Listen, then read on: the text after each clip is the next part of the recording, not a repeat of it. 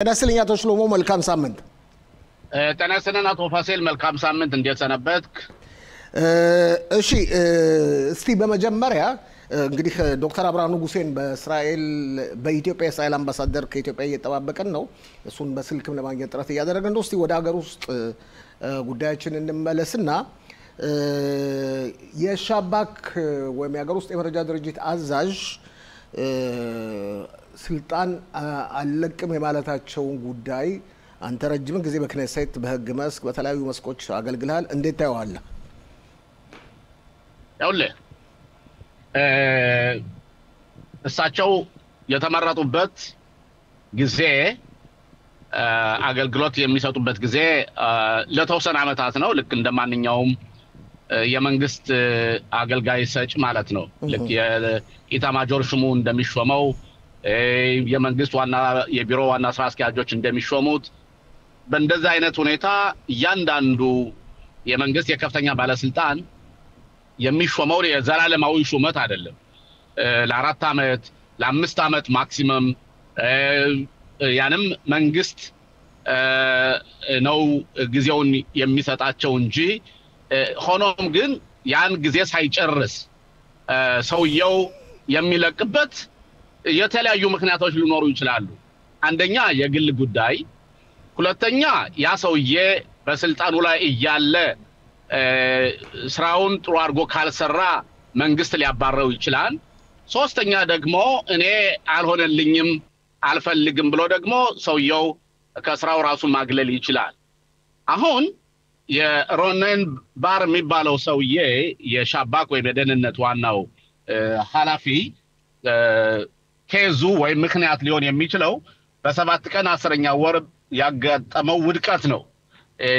ያኔ እንደሚታወሰው የመረጃ ክፍሉ በቂ መረጃ አላመጣም። ወታደራዊ ክፍሉ ደግሞ የጦር አዛዡ ወይ የጦር ኃይሉ ስራውን ስላልሰራ ያው ከ250 በላይ የሚሆኑ ሰዎቻችን ተጠልፈው ከ1200 በላይ የሚሆኑ ሰዎች ተገለው በብዙ ሺህ የሚቆጠሩ ሰዎች ቆስለው ያው እስራኤል ውድቀት ላይ አድርሶባታል። ስለዚህ ይህን በተመለከተ ማነው ኃላፊነት የሚወስደው?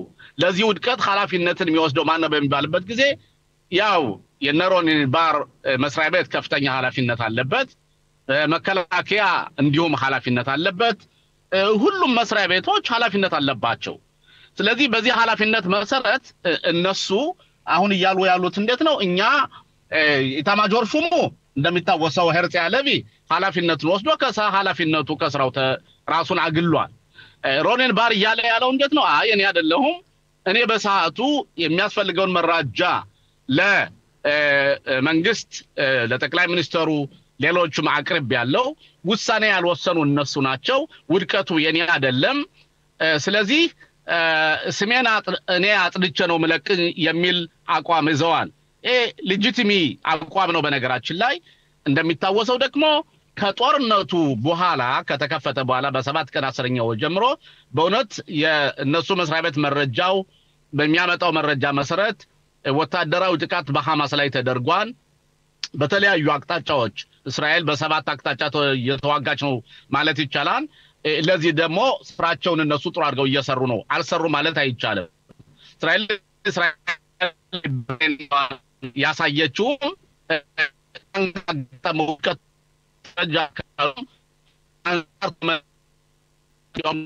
ስለዚህ እሱ ኮሚቴ ለበት ነው መገምገም ያለበት። እንትም ኃላፊነት አለበት ጠቅላይ ሚኒስትሩ፣ ሚኒስትሮች ለምሳሌ በቆሩ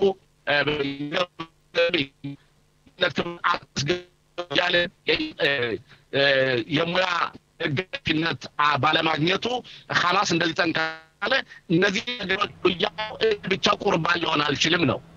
ስለዚህ ይህ ሁኔታ አከራካሪ ነው። ግን ሮኔን ባር ቦታውን አልለቅም ማለቱ ወንጀል አይደለም። ግን መንግስት ስራን ተሰራን ብሎ ለማባረር ደግሞ ያ ሰውዬ ስራውን ያላሰራ መሆኑን በኮሚቴ ተጣርቶ መንግስት ቀርቦ መንግስት ሰውየውን ከስራ ማባረር ይችላል። ስለዚህ በህግ ጉዳይ ሮኔን ባላለቅ ማለቱ ያስኬደዋል ይሄንን ቆይ በህግ ጉዳይ እንዴት ያለመልቀቁ ጉዳይ ሲዘገየት ብለን እንደጋገራለን አሁን ፖለቲካ መነጋገር ስለማንችል ምክንያቱም ጥያቄዎች አሉ እንዴት በህግ ጉዳይ መልቀቅ እንደማይችል እና እንደሚችል ዶክተር አብርሃም ንጉሴ ከአዲስ አበባ መስመር ላይ ይገኛል ዶክተር አብርሃም ጤና ይስጥልኝ ዶክተር አብርሃም ጤና ይስጥልኝ አቶ ፋሲል እንዲሁም አድማጮቻችን አሁን እንግዲህ ከፖለቲካ ወጣ ያለ ውይይት ነው የምናደርገው ፖለቲካውን በኋላ ለኛ ተተውልናል ግልጽ ነው ዶክተር አብርሃም አቤት ፖለቲካውን በኋላ ለኛ ተተውልናል ልተባበቅ ወይስ አይደለም ምትለኝ አሁን ግልጽ ነው በደንብ ግልጽ ሆኖ አልተሰማኝም ያልከው ፖለቲካውን በኋላ ለኛ ተተዋለህ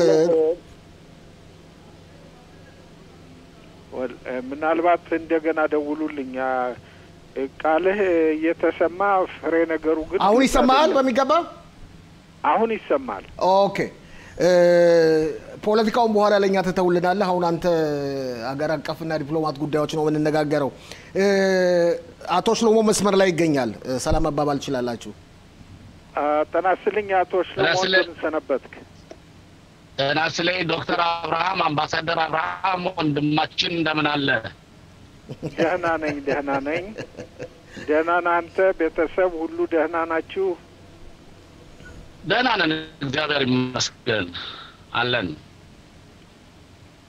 እሺ ዶክተር አብርሃም እንግዲህ አልፎ በተቻለ መጠን በኢትዮጵያ በእስራኤል ስም የምታደርገውን እንቅስቃሴ እንገመግማለን የተለያዩ እንቅስቃሴዎችን በያዝነው ሳምንት አድርገህ ነበር እስቲ አጠር ባለ ሁኔታ ከዛም ጥያቄዎች ይኖሩናል እንግዲህ አሁን ባለፈው ያሳለፍነው የአፍሪካ አመታዊ ጉባኤ ነው የአፍሪካ አንድነት ድርጅት አመታዊ ጉባኤ ይሄ ሁኔታ ቀላል አልነበረም ሆኖም ግን ጠላቶቻችን ያሰቡት ሳይሳካላቸው በከፍተኛ ጥረት ልናከሽፍባቸው ችለናል እንደሚታወቀው አፍሪካ የአፍሪካ አንድነት ድርጅት ከ55 አገሮች ያላነሱ አገሮች የታቀፈ ወይም ደግሞ የጋራ ድርጅት ነው ከነዚህ ከ55ቱ መንግስታት ውጭ ሌሎች አገሮች ያው በአፍሪካ አህጉር ውስጥ የማይገኙት ያው በታዛቢነት ነው እንጂ የመምረጥ ወይም የመመረጥ መብት የላቸውም ስለዚህ በዚህ ሁኔታ ላይ እኛ ቀደም ያው ከመጣው አንስቼ ከፍተኛ ስራ ያደረግነው በአጠቃላይ ለሚመጣው እዚህ ባለፈው ወር ለተካሄደው አመታዊ ጉባኤ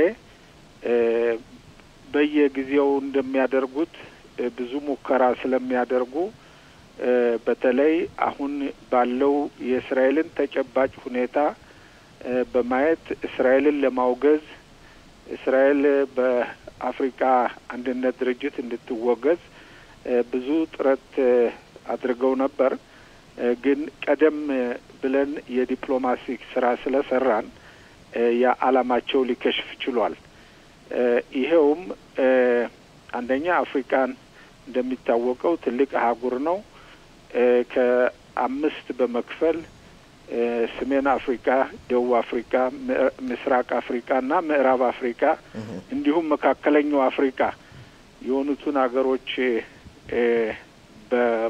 በመከፋፈል በሁለተኛ ደረጃ ደግሞ ከነዚህ ውስጥ የትኞች ናቸው ከእስራኤል ጋራ ጥብቅ የሆነ ወዳጅነት ወይም ግንኙነት ያላቸው በሁለተኛ ደረጃ ሁለተኛው ቡድን ደግሞ ያደረግነው በመወላወል ላይ ያሉ ወይም መሀል ሰፋሪ የሆኑ አገሮችን ሶስተኛው ግሩፕ ደግሞ ያው የለየላቸው ተቃራኒ ጠላቶች ወይም ተቃዋሚዎች ናቸው ስለዚህ ወዳጅ አገሮችን አንድ ባንድ በመገናኘት በተለይ የሚወላወሉትን ለማሳመን እንዲተባበሩንም ጥረት አድርገናል። ይሄም በብዙ መንገድ ተሳክቷል። ኦኬ በዚህ ሁኔታ ላይ እንግዲህ ያው በእስራኤል ላይ የቀረበው ፓለስቲናያኖች ወይም አረቦች እንደ ደቡብ አፍሪካና እንደ አልጄሪያ ለማሳለፍ የፈለጉት ውሳኔ ምን ነበር? እስራኤልን በዘር አጥፊነት፣ በአፓርታይድ ወይም በዘረኝነት እንደዚሁም ደግሞ የዓለም አቀፍን ሕግ በመተላለፍ የጦር ወንጀለኛ አድርጎ ለማወገዝ ነበረ ያቀረቡት ሀሳብ ወይም ለውሳኔ የቀረበው ረቂቅ እንደዚያ ነበረ። ይሄንን በሙሉ ያው ከወዳጅ ሀገሮችም ሆነ ከሁለቱም ወዲህና ወዲህ ከሚሉትንም ሀገሮች ግንኙነት በማድረግ ልናከሽፍ ችለናል። ከእስራኤልም ደግሞ ያው ከውጭ ጉዳይ ሚኒስትር ምክትል ውጭ ጉዳይ ሚኒስትሯ መጣ ነበር። የአፍሪካ ክፍል ኃላፊ መጣ ነበር። ሌላሞችም ባለስልጣኖች አብረው መጥተው ነበር። እዚህ ላይ እንግዲህ ያው ቀደም ብለን ስብሰባ የተለያዩ ቀጠሮ ስብሰባዎችን ከውጭ ከአፍሪካ ሀገር የሚመጡት ከተለያዩ ሀገራት የውጭ ጉዳይ ሚኒስትሮች ጋር ስብሰባ ቀጠሮ ይዘን ስለነበር እነሱን በማነጋገርና የእስራኤልን ያለውን ተጨባጭ ሁኔታ በማስረዳት ጠላቶቻችን የሚሉት ከእውነት የራቀ መሆኑን እስራኤል በአዛ ወይም በጋዛ የሚገኙትን እየመገበች ምግብ፣ ውሃ፣ መድኃኒት፣ ነዳጅ በየቀኑ በመቶ የሚቆጠሩ ጭነት መኪናዎች እየገቡ እስራኤል ሰዎች ከሽብር ፈጠራ የማይሳተፉት እንዳይጎዱ አስቀድማ ወረቀት በመበተን ከቦታው ራቁ በማለት ማስጠንቀቂያ በመስጠት የተለያዩ ከጦርነቱ ተሳታፊ ያልሆኑት እንዳይጎዱ ጥረት የምታደርግ አገር መሆኗን በተጨባጭ በማስረዳት የቀረበው ሀሳብ ውሸት መሆኑንና ትክክል ያልሆነ መሆኑን በማስረዳት በዚህ ሁኔታ ላይ ያው ውድቅ ማድረግ ችለናል። ሀሳባችን ተሳክቶልን ጥሩ የዲፕሎማቲክ ውጤት ማግኘት ችለናል። አቶ ሽሎሞ ጥያቄ በዚህ ጉዳይ ላይ ዶክተር አብርሃምን እኔ ልጠይቅ የፈለግኩት አምባሳደር አብርሃም ሁለት ጥያቄዎች ናቸው። አንደኛ እስራኤል በአፍሪካ አንድነት ማህበር ላይ ያላት ስታተስ ምንድን ነው? ታዛቢ ናት? አባል ናት? የሚለውን ጥያቄ ይሄ አንዱ ጥያቄ ሲሆን ሁለተኛ ደግሞ ካሉት የአፍሪካ ሀገሮች ከ50 እስከ 52 መሰለኝ ያሉት ቁጥራቸው ባልሳሳት 55 የተጠለፉትን ሰዎች ጉዳይ እናንተ ምን አይነት ውሳኔ ለማስወሰን ሞከራችሁ? ይሄ ሁለተኛው ጥያቄ። ሶስተኛው ጥያቄ ጭራሽ እነዚህ ሀገሮች በ7 ቀን 10ኛ ወር 23 ዓመተ ምህረት ሐማስ ያደረሰውን ጥቃት በተመለከተ ምን አይነት አቋም አላቸው ነው? እና ሌላው አራተኛው ቀስ ብለህ ሶስቱን ይመልስ ሀሳብ ነው። የአፍሪካ አንድነት ማህበር በተለይ አዲስ አበባ የሚደረገው የዲፕሎማሲ ሂደት ለምሳሌ አዲስ አበባ ሶስተኛ ወይም ሁለተኛ የዲፕሎማሲ ሀገር ናት ማለት ይቻላል። የመጀመሪያው ኒውዮርክ ሲሆን ከዛ በኋላ ጄኔቫ፣ ከጄኔቫ አዲስ አበባ ነው እና በሚደረጉት የዲፕሎማሲ ስራዎች ላይ በዚህ ላይ በተመረኮዘ የእስራኤል የረጅም እቅዷስ እንዴት ነው? ምን አይነት አመለካከት አለት በአፍሪካ ሀገሮች ላይ ነው? አዎ እንግዲህ መጀመሪያ ደረጃ ኢትዮጵያ ከኒውዮርክ ቀጥላ ሁለተኛ ናት። አዲስ አበባ ማለት ነው። አዲስ አበባ የዲፕሎማቲክ ማህበረሰብ በብዛት የሚገኝባት ከተማ ናት። አንደኛ ያው የዓለም አቀፍም ድርጅቶች ሁሉ ይገኛሉ። ከአምባሳደሮች በተጨማሪ የዓለም አቀፍ ድርጅቶች ወኪሎች በአዲስ አበባ ይገኛሉ። እንደ ዓለም አቀፍ የገንዘብ ድርጅት እንዲሁም ደግሞ እንደ የተባበሩት መንግስታት ዩናይትድ ኔሽን ወኪል አለ እዚህ አለ። ከዚያም ባሻገር የአፍሪካ የልማት ባንክ እንደነዚህ የመሳሰሉ መሰረታዊ የሆኑ የዓለም አቀፍ ድርጅት ወኪሎች በአዲስ አበባ ላይ ይገኛሉ። የዓለም አምባሳደሮች በተጨማሪ ማለት ነው። ስለዚህ ከኒውዮርክ ቀጥላ ከፍተኛውን የዲፕሎማቲክ ከተማ የሆነችው አዲስ አበባ ናት። በሁለተኛ ደረጃ የእስራኤል ስታቱስ በአሁኑ ደረጃ ምንድን ነው ብለህ ለጠየቀው ጥያቄ እንደሚታወቀው ቀደም ሲል በአረብ ሀገሮች እና በደቡብ አፍሪካ አስተባባሪነት የታዛቢነት መብቷ ለጊዜው ማለት ይሄ አክፓአ እንደሆነ ነው ያለው። ነገር ግን በማንኛውም ጉባኤ ለመሳተፍ ምንም የሚያግድ ነገር የለውም። ይሄ ሁኔታ ለምሳሌ በዚህ ባለፈው ወር በተደረገው አመታዊ ጉባኤ ላይ ሙሉ ተሳትፎ ነበረን። በመክፈቻው ፕሮግራምም ላይ ምክትል ሚኒስትሯም እኔም ሁለታችን ተገኝተናል። ከዚያም በአፍሪካ በድርጅቱ ወቅት የተካሄዱ የልማትም ሆነ የተለያዩ ሁኔታዎች ላይ ተሳትፈናል። መምረጥ የሚችል ምንጊዜም ቢሆን የአፍሪካ ከ55 ሀገሮች ብቻ ናቸው። የአሜሪካም ሆነ የጀርመንም ሆነ የሌሎችም ሀገሮች የአፍሪካ አህጉር ውስጥ ስላልሆኑ እስራኤልም እንዲሁ ከታዛቢነት ወይም ደግሞ ከዚህ ውጭ ሌላ የለም። ይሄ ሁኔታ እንግዲህ ያው የታዛቢነቱን ሁኔታ ለማስመለስ የተቋቋመ ኮሚቴ አለ። የዚያ ኮሚቴ ውጤት ነው የሚጠባበቀው። በዚህም ሁኔታ ላይ አትኩረን እየሰራን ነው።